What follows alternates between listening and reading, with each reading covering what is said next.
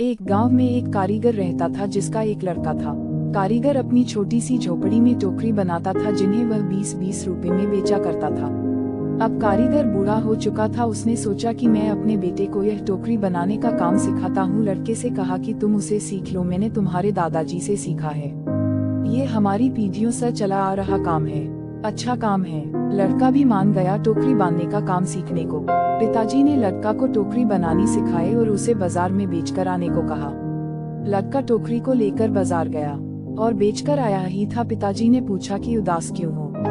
लड़का बोला कि मेरी बनाई हुई टोकरी केवल 10 रुपए में ही बिकी। पिताजी ने कहा चलो कोई बात नहीं, आज तुम्हें और अच्छी टोकरी बनाना सिखाता हूँ। पिताजी ने और अच्छी टोकरी बनाना सिखाए और उसे बाजार में बेचने को कहा।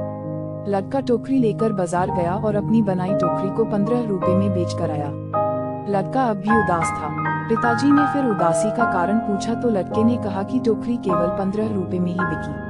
पिताजी ने कहा कोई बात नहीं, धीरे धीरे तुम्हारी बनाई हुई टोकरी अच्छे दामों में बिकने लगेगी, तुम अच्छे से टोकरी बनाना सीखते रहो। पिताजी ने और अधिक अच्छी टोकरी सिखाए और टोकरी बनाकर बेचने को कहा। लड़का बाजार गया और उस दिन उसकी टोकरी 30 रुपए में बिक गई। लड़का बहुत खुश हुआ। पिताजी ने पूछा कि आज कितने रुपए की टोकरी बेची। लड़के ने कहा आज मेरी बनाई टोकरी 30 रुपए की बिकी है। पिताजी ने यह सब सुनकर लड़के से कहा बहुत अच्छा है, चलो आज तुम्हें ऐसी टोकरी सिखाऊंगा जो 40 रुपए में बिक सके। लड़के ने कहा बस पिताजी, आप खुद 20 रुपए की टोकरी बेचते आए हो, आप मुझे 40 की टोकरी बनाना कैसे सिखाओगे?